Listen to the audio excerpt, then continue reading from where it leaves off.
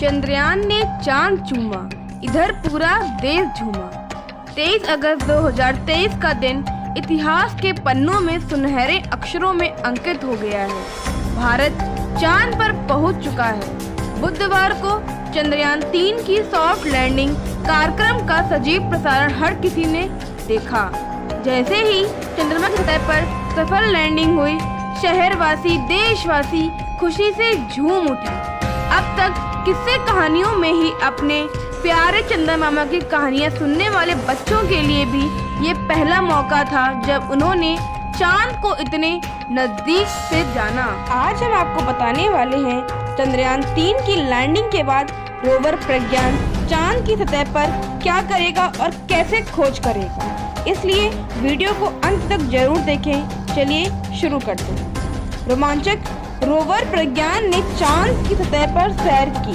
जी हाँ दोस्तों, चांद की सतह पर विक्रम लैंडर की सफल सॉफ्ट लैंडिंग के बाद अब प्रज्ञान रोवर इससे बाहर निकल आया है। यह चांद की सतह पर घूमकर मिट्टी के नमूने इकट्ठा करेगा और खनिज संरचना से जुड़े तथ्य जुटाएगा। वही लैंडर चांद के वातावरण में हवा और पानी का पता लगाएगा। इसरो ने एक्स पर पोस्ट में कहा, भारत ने चांद पर सैर की।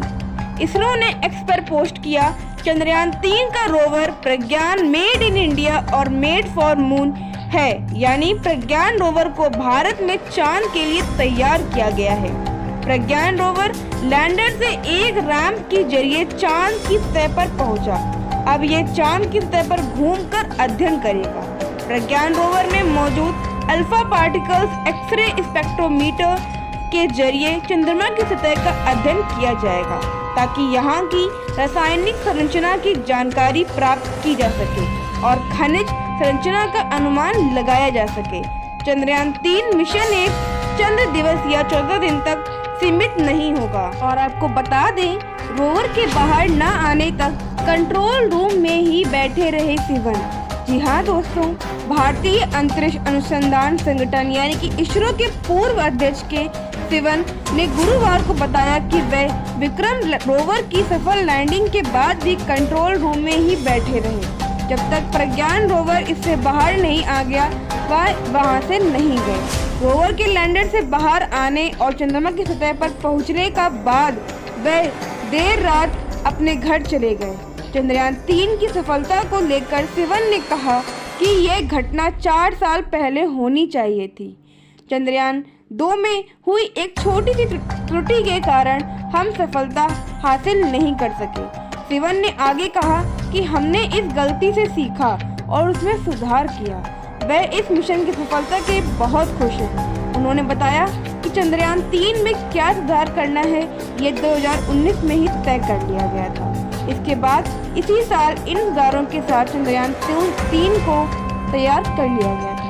दोस्तों, हमें इससे ये सीख मिलती है कि हमें जीवन में कभी भी हार नहीं माननी चाहिए, कोशिश करते रहना चाहिए। हमें एक दिन सफलता जरूर मिलेगी। चलिए अब आगे बात करते हैं। उन्होंने ये भी कहा, रहस्यों से पर्दा उठ सकेगा। जी हाँ दोस्तों, चंद्रयान 3 की सफलता से अनंत संभावनाओं के द्वार खुल गए हैं। वैज्ञानिकों का कहना है कि अब सबसे महत्वपूर्ण चुनौती चांद के दुर्गम दक्षिणी ध्रुव इलाके में पानी की मौजूदगी की संभावना की पुष्टि और खनिज एवं धातुओं की उपलब्धता का पता लगाने की होगी। उनका मानना है कि अध्ययनों से चंद्रमा पर जीवन की संभावना एवं सौर मंडल की उत्पत्ति के रहस्यों से पर्दा हटाने में भी मदद मिलेगी। IIT गुवाहाटी के भौतिक विभाग के प्रोफेसर शान ब्रतदास ने बताया कि चंद्रमा के दक्षिणी ध्रुव में लैंडिंग करना ही अपने आप में काफी चुनौतीपूर्ण कार्य था। इन्होंने बताया कि चंद्रमा के इस हिस्से में कई इलाके ऐसे हैं जहां सूर्य की किरणें पड़ी ही नहीं हैं। ऐसे में यहाँ जमे हुए पानी के महत्वपूर्ण भंडार हो सकते हैं। चंद्रमा की मिट्टी की संरचना का अध्ययन करने से यह बात सामने आई है कि इसका औसत घनत्व 3.2 ग्राम प्रति क्यूबिक सेंटीमीटर है, जो पृथ्वी के औसत घनत्व 5.5 ग्राम प्रति क्यूबिक सेंटीमीटर से करीब करीब आधा है। दोस्तों, चंद्रयान 3 की कहानी पानी की खोज से आगे बढ़ेगी। चंद्रयान 3 की सफलता से उत्साहित हैं वैज्ञानिक। विज्ञानी प्रकाश चौहान ने चंद्रयान 2 में बताई थी पानी की उपलब्धता। आइए जानते हैं। चंद्रयान 3 मिशन की सफल लैंडिंग के साथ ही अब उन अनुसंधान के पूरा होने की उम्मीद बढ़ गई है जो हमारे वैज्ञानिकों के साथ पूरे देश ने चंद्रयान 1 व चंद्रयान 2 के मिशन के दौरान की थी।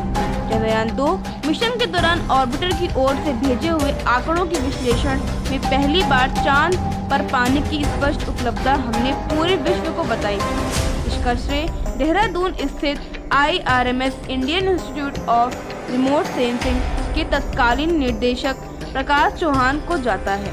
अब प्रकाश चौहान इसरो के NRC national remote sensing centre Hyderabad के निर्देशक हैं।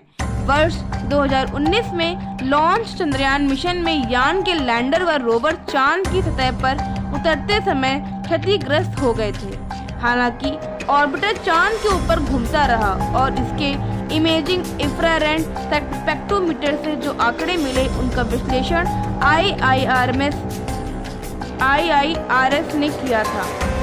तब संस्थान के निदेशक प्रकाश चौहान ने बताया था कि चांद पर पानी के संकेत 29 डिग्री नॉर्थ से लेकर 62 डिग्री नॉर्थ से बीच मिले हैं।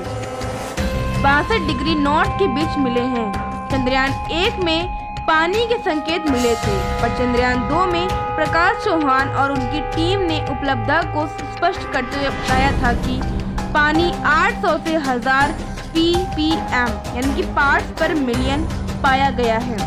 अब चंद्रयान 3 के पूरी तरह सफल होने के बाद चांद पर खनिज पदार्थों की उपलब्धता के साथ ही ऑक्सीजन व वहां आने वाले चंद्रकंप आदि की दिशा में अहम जानकारी मिलने की उम्मीद है। उत्तराखंड अंतरिक्ष उपयोग केंद्र के पूर्व निदेशक व HNB गढ़वाल केंद्रीय विश्वविद्यालय के प्रोफेसर MP.S. बिष्ट के मुताबिक चांद की सतह पर उभरे बड़े बड़े गड्ढों की हकीकत भी चंद्रयान 3 स्पष्ट कर पाएगा। केंद्र के निदेशक नीतिका खंडेलवाल ने कहा कि भारत चांद के दक्षिणी ध्रुव में पहुंचने वाला पहला देश बन गया है।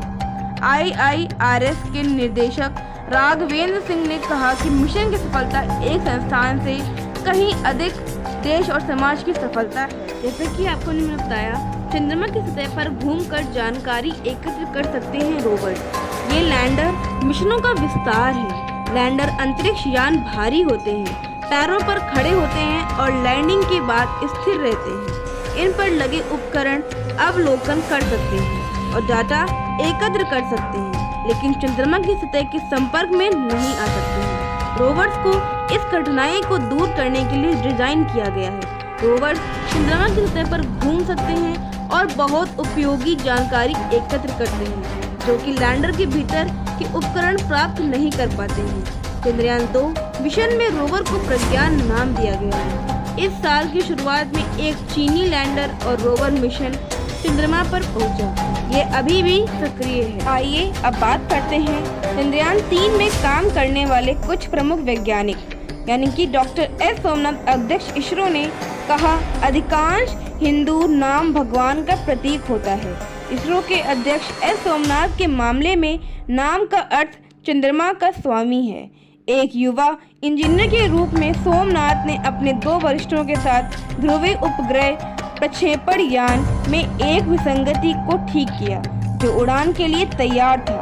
आमतौर पर ऐसी स्थिति में रॉकेट प्रक्षेपण स्थगित कर दिया जाता है। दूसरा विकल्प समस्या को ठीक करने का प्रयास करना था, वह भी तब जब रॉकेट में ईंधन भरा जा चुका था। यह एक जोखिम भरा काम है। हालांकि युवा सोमनाथ सहित 3 बहादुर वैज्ञानिकों ने समस्या को ठीक कर दिया। लगभग 2 दशक बाद इसरो के प्रमुख के रूप में सोमनाथ ने इन खामियों को ठीक कर दिया, जिसके चलते भारत के पहले लैंडर विक्रम की क्रैश लैंडिंग हुई थी। एक हिंदी शिक्षक के बेटे सोमनाथ की रुचि विज्ञान में थी। उन्होंने मैकेनिकल इंजीनियरिंग से बीटेक किया था। आगे की बात हम नेक्स्ट वीडियो में करते हैं। दोस्तों, इस वीडियो को अब यहीं खत्म करते हैं। वीडियो पसंद आई हो तो एक लाइक और एक शेयर जरूर, और चैनल को सब्सक्राइब भी करें। इससे हमारा मोटिवेशन बढ़ता है और हमें ऐसे ही सपोर्ट करते हैं। चलिए दोस्तों, मिलते हैं कल एक नई वीडियो के साथ। तब तक के लिए जय हिंद, जय भारत।